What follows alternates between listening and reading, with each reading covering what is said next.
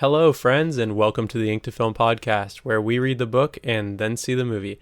I'm James, and Luke isn't here right now, actually. He is on vacation currently. I'm about to go on vacation, so this week we are going to be releasing a From the Vault episode, which is something we do to release a Patreon episode into our main feed. So that's what you're going to be hearing here. This was an episode that we did on the 2019 film Tolkien, or Tolkien, as we talk about in this episode. Hard habit to break.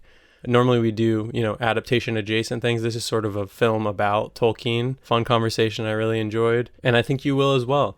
So if you're interested in this kind of content, this episode actually came out like a year ago, a little more than a year ago, I believe. If you're interested in getting this content a little earlier, check out our Patreon. It's patreon.com/ink2film, and you'll get those episodes monthly. Enjoy the episode. This one, we're talking about 2019's Tolkien. It's the biopic about Tolkien, directed by Dome Karakoski. Hopefully I said that right. Karakoski. Tolkien. Tolkien. The movie makes a point to correct our pronunciation. And you know what's funny is the professor that sort of says it incorrectly in the first place doesn't even say the pronunciation that I would have expected. Yeah, he doesn't say it the way everybody incorrectly says it. I think probably to try and not make the audience feel guilty deliberately, you know what I mean? Yeah, I guess that's true. That's probably a good reason why.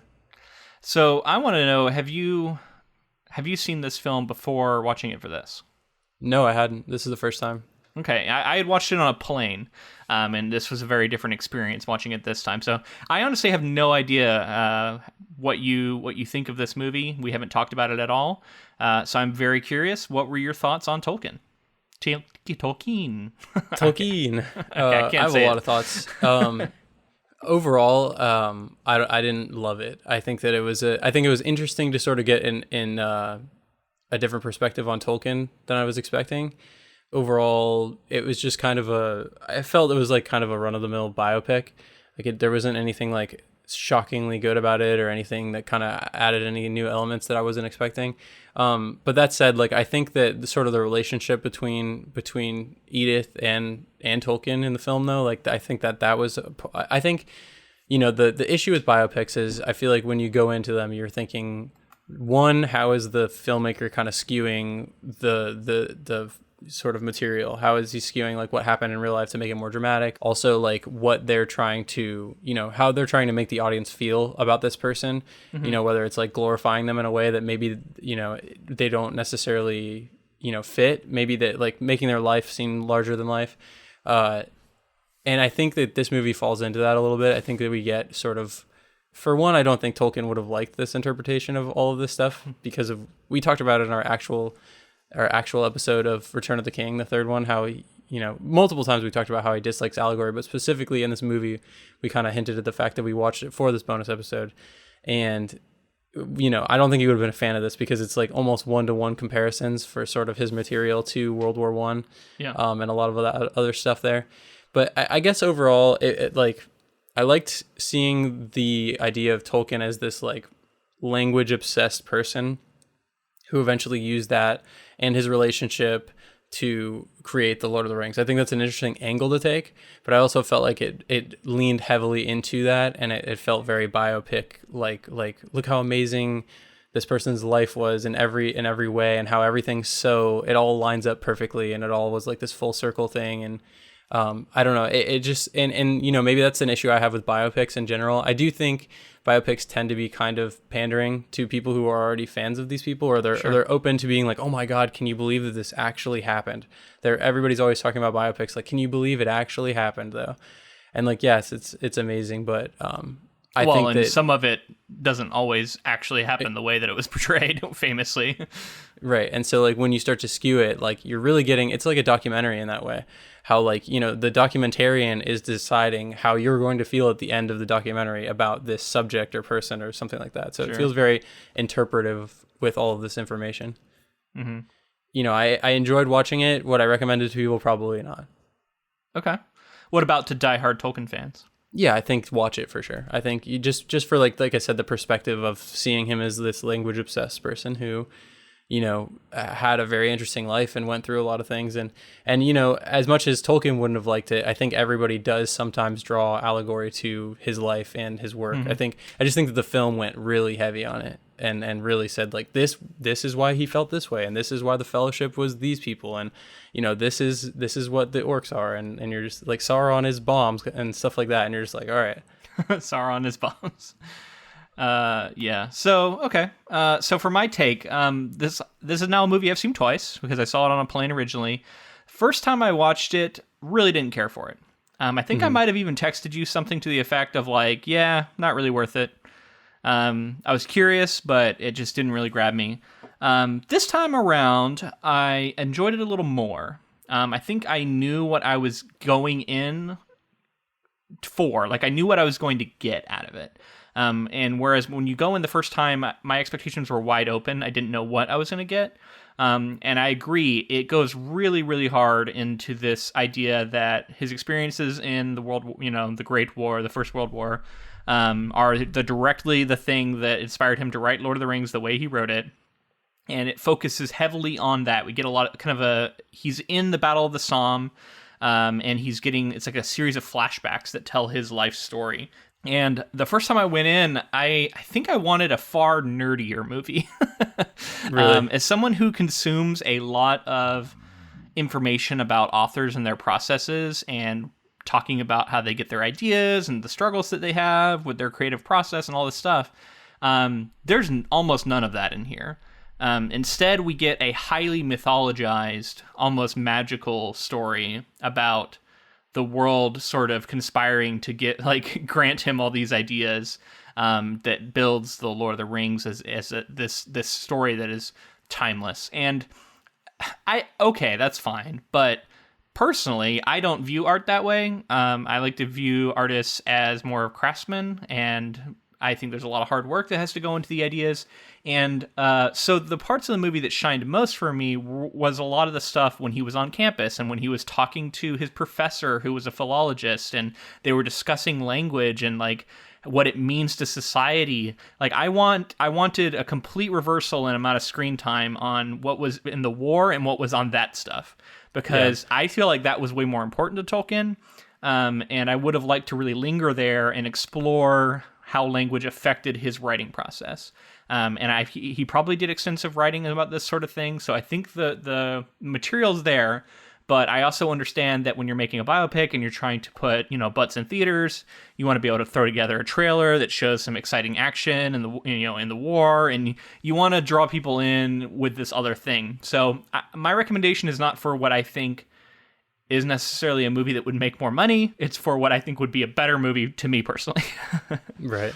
Yeah, I think A Tale as Old as Time, right? Like I'm constantly watching things and I'm like, oh, I wish that they weren't going for the thing that's going to put butts in seats, but is what it is. Happens. Right. So, I want to highlight things I liked. I watched this last weekend with my wife, and she had not seen it. And we both really were feeling the early scenes when he starts making friends, and then he joins this group of guys, and they start going to the cafe and like discussing art, and every one of them has their own aspirations, and they're running around in the halls of this like old English school, and it was very kind of Harry Potter in a way, and Hogwarts, yeah, all of that stuff. It was jovial, it was friendship, and it's something that like right now, in this moment in time, it's hard to come by, like in-person camaraderie, right? Because we're all social distancing and physical distancing in our homes. So in that sense, I really was connecting with that, those parts, and I wanted more of that. And then the war stuff for me, like, I am a bit of a history nerd. Like, I'll go and I'll watch videos about historical events, and in particular, the Somme was something I had done some research on, and so it was interesting for me to see this part. It just felt like a weird, it just loomed too large in the film. Like I wanted it to be a part of it, but maybe not be sort of the through line that connects everything.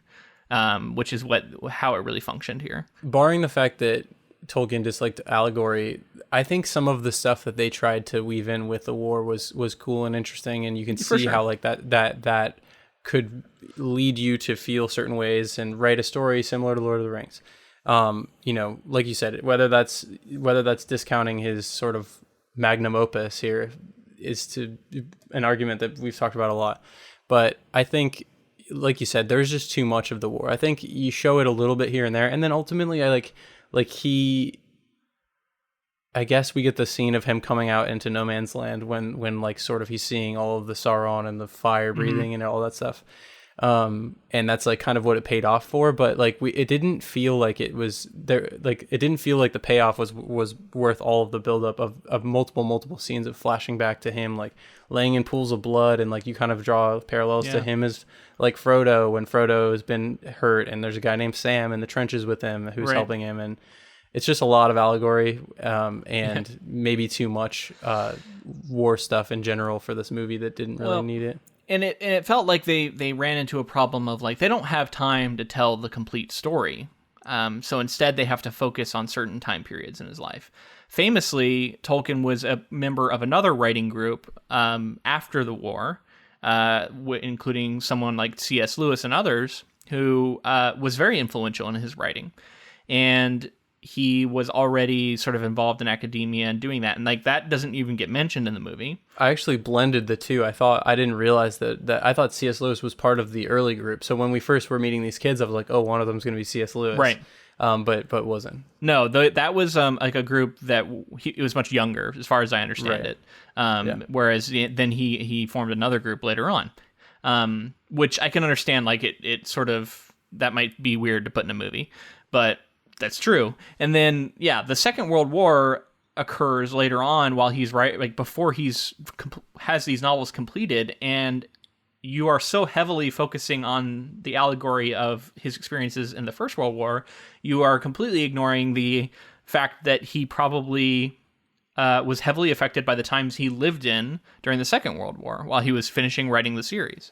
So right. I guess the argument could be made that like everything in this story was sort of, although there was too much Sauron, I guess, but I was going to say all of it could have just been like the inspiration for The Hobbit, and then he continued on in life to write more, because I think The Hobbit came out before the Second World War, right?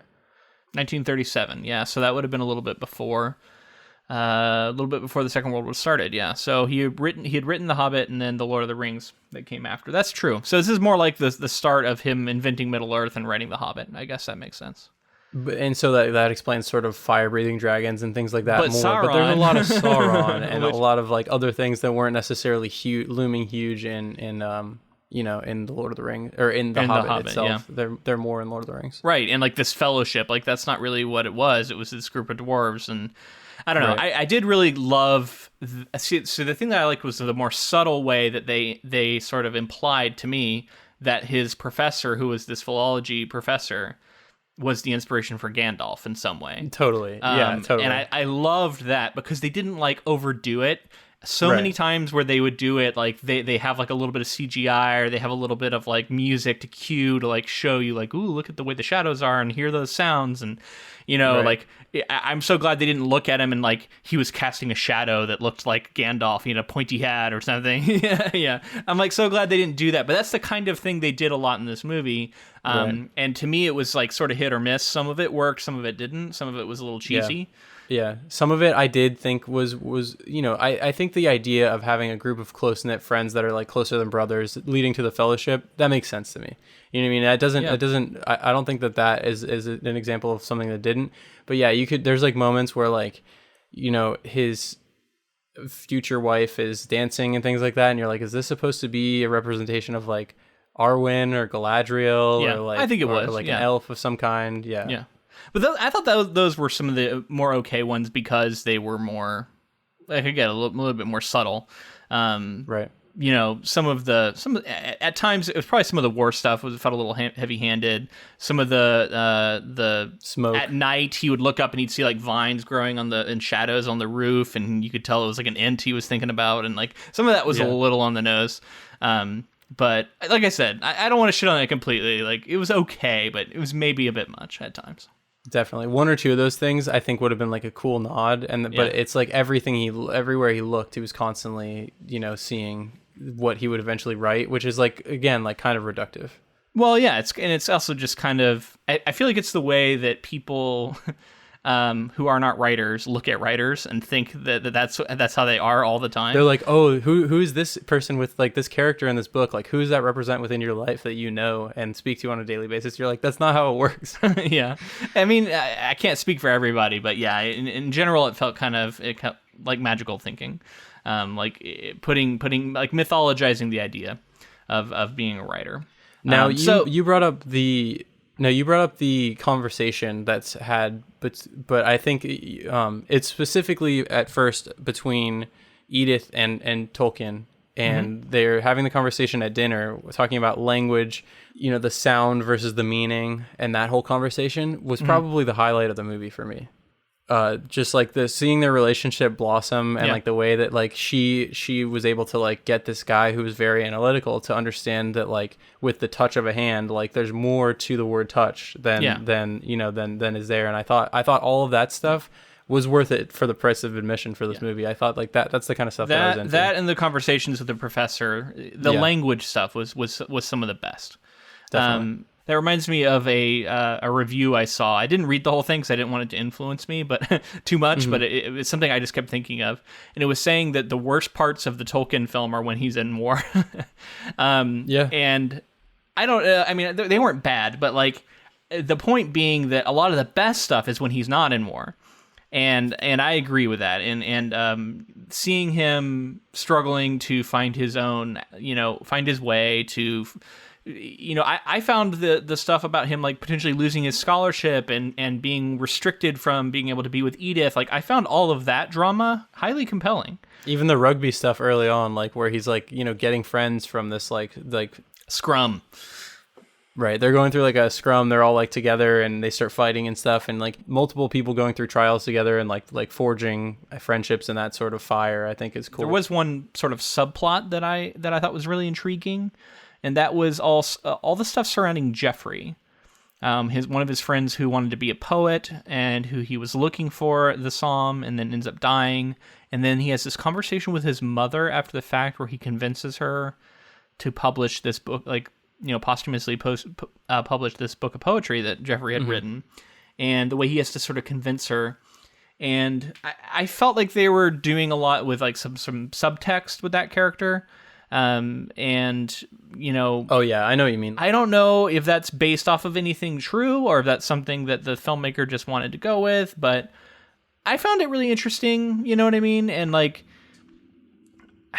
I almost don't want to reduce it by, you know what I mean, by picking it apart too much, but other than just to say that I found it interesting, and I found the discussions about his poetry and how important it was to Tolkien to have it continue on after his death, and the way he convinced his mother to do that really affecting. Right. Now, I do have the question, and it's just an open question. I don't really have I don't know where I land on it right now. Do we think that in trying to make Tolkien seem more progressive, that he had like a friend that was seemingly, I mean, from what I understand was seemingly the subtext was that he was gay. Do we think that by trying to make Tolkien seem more progressive in that way in this movie with I don't know if there's the information out there that this person was, but do we think that there's something kind of icky about that, like sort of being like, look how progressive he was as a person, and like you should like him because he was a forward thinker, and he didn't, because it seemingly from his work, I think we can see that he wasn't necessarily the most progressive thinker of the time, but Yeah. But like sort of posthumously trying to make him seem more progressive. How do you feel about that? I don't agree that that's what they were doing. To me, I do agree that they were hinting that could be the case for his friend. There's a couple moments where it felt like that was something they were trying to say. I think the moment that really stands out was when he talked about unrequited love to him and like how important it is to him. And then he kind of looks at him like, oh, that was a bit much. And that was my moment where I was like, okay, they're trying to say something here. This is at a time where I think it was probably much less common to come out with your sexuality. So I don't know that anyone could know that about someone who's been dead for that long without like direct evidence. So they were trying to. I think that's why they were being careful in the way that they were sort of implying it. Okay. I don't know that they were trying to make Tolkien look progressive, because I think the movie implies that Tolkien perhaps didn't even know. And I could totally see that being the case. And then the other reason that I don't know that they did that is that I think Tolkien kind of comes off as a dick throughout a lot of this movie, especially a lot of the ways that he interacts with Edith and being like really a jealous asshole early on. And learning from it a little bit, but then we never see him. The way that he fixes it actually doesn't fix it. I don't know if you noticed that. Like he's a jealous asshole to her and doesn't allow her to speak to his friends about music. And then his way of fixing it is like taking her on a date, which is still very sort of possessive. Yeah, exactly. Instead of bringing her back and saying, you know what, have a conversation with my friends. I'm comfortable with this. I'm not threatened by this. Right. I thought at first what they were building to was that he was threatened by the fact that she was like a woman with agency and like sort of intellect to match his own kind of thing. Like he was threatened by that. But yeah, that's not like, by the end I realized that's not what they were building to. So I was surprised when it was just like he wanted her all to himself, I think. Right. And let me be clear. I'm okay with that. Like I like the idea of like, don't show him as this perfect person. You know what I mean? Like, I like to see a little bit warts and all. In fact, I could have been okay with a little more of that. I just think it needs to be challenged on screen more by other characters, right? Rather than put forward as, like, fine. And I wanted to see a little more of Edith pushing back. I love the parts where she was saying, there's no secret tea society for me. You know what I mean? Like, I just sit at home all day and play the piano for this woman who just wants terrible saccharine music. And, you know, I'm a prisoner, essentially. And I love that. Like, that was so affecting.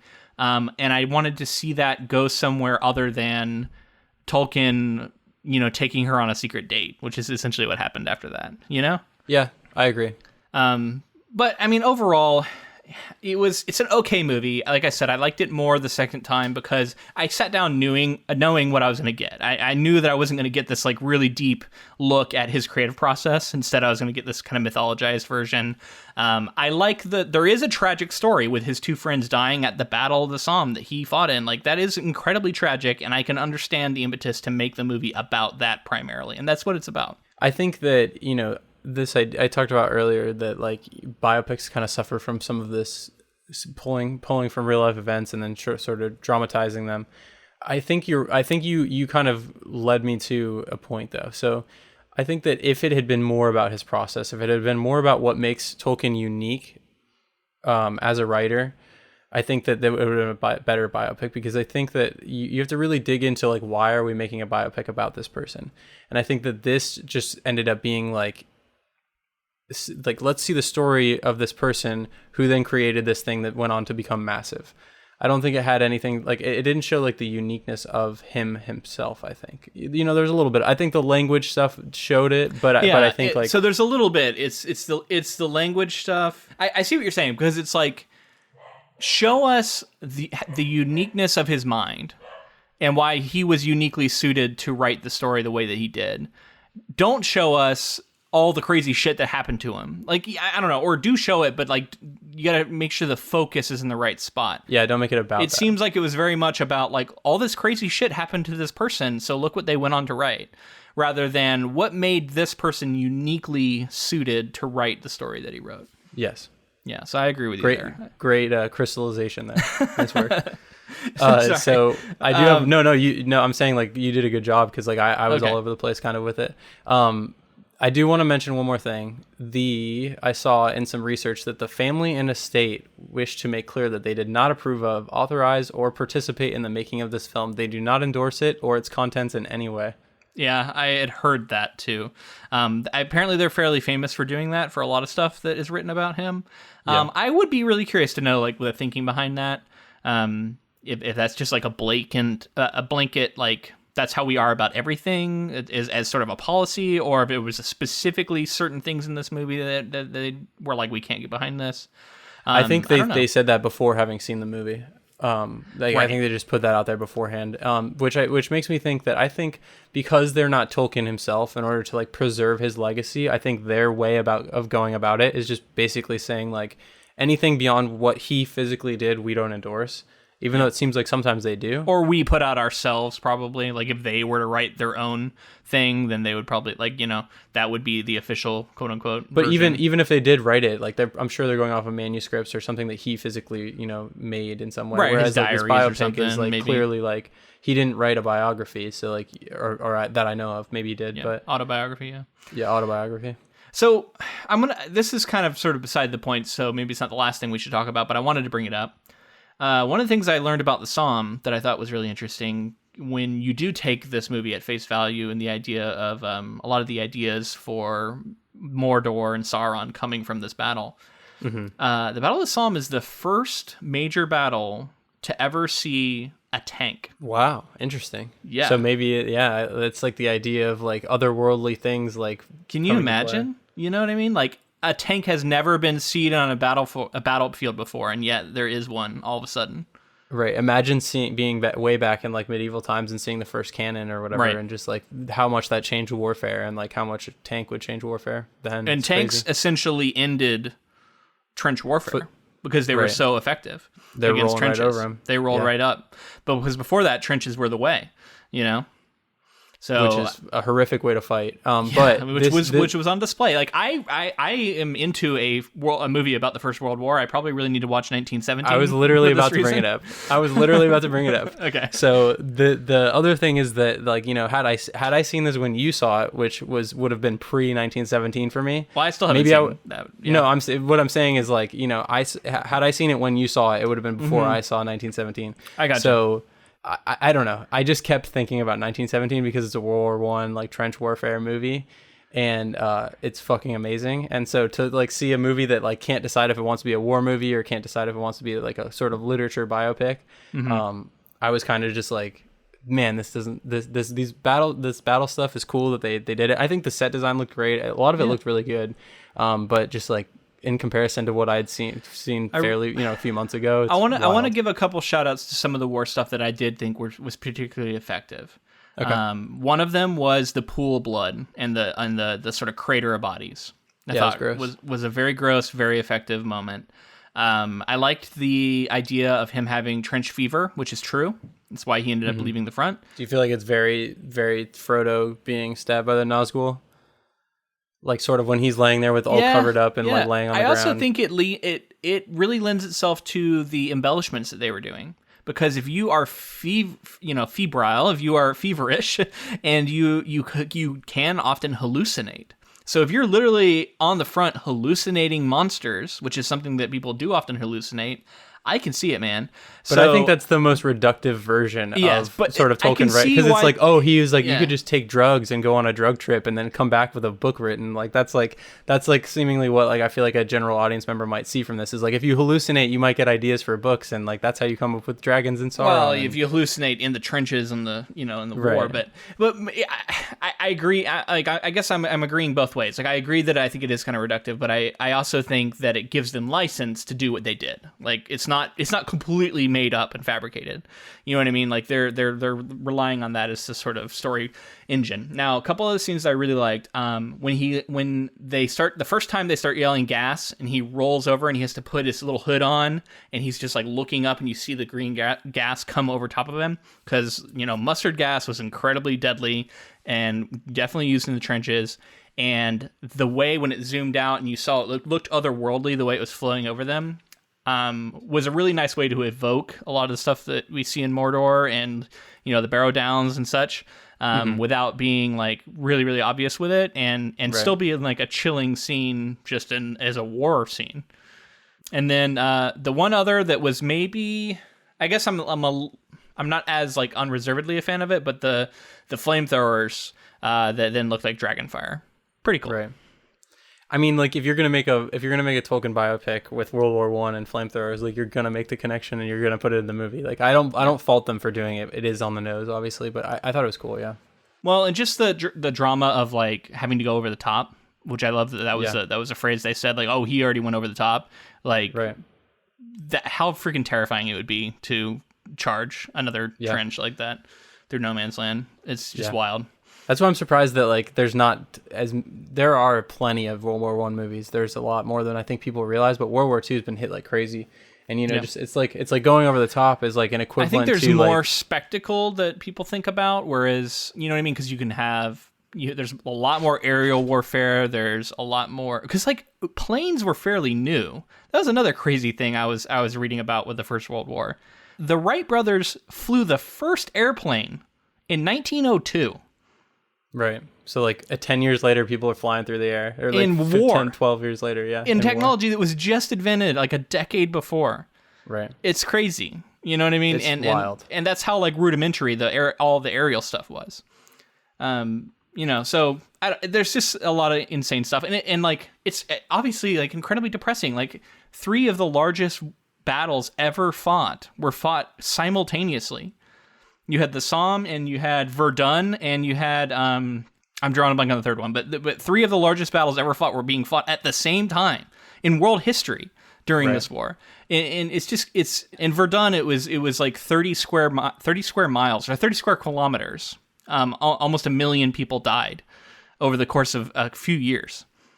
Crazy. It's wild to think about this kind of stuff. And I don't know. I'm someone who like I definitely don't want to celebrate war, but I think it's worth remembering. Like I think it's worth. It's history, yeah. That's the classic history thing. Is like you have to. We don't want to repeat our mistakes of the past kind of thing. Right. But it is also fascinating in general. I think in the same way that I think people are fascinated by serial killers and that sort of thing. It's like it's something to engage your mind with and like just think about like the tragedy of it and sort of that kind of thing. It's worth knowing and being aware of like what humanity's capable of in its darkest and what people can do, especially in pursuit of like being a patriot for your country. Like, you know what I mean? Like I love that. It was chilling, the scene of when they announced that Britain's going to war and how excited and happy everyone was. Yeah, and definitely. I'm sure that was true to life. Absolutely. Yep. Because this was also at a time where there had not been a lot of footage or reports coming in from the front to like everyday people. People didn't know what war was like. To them, it was all about just going and earning honor. As it always is, not to mention young kids either. Like they haven't had the world experience to understand it, I don't think yet. Yeah. Well, and even today you see people doing it, but like back then, like there just wasn't any way to know about it.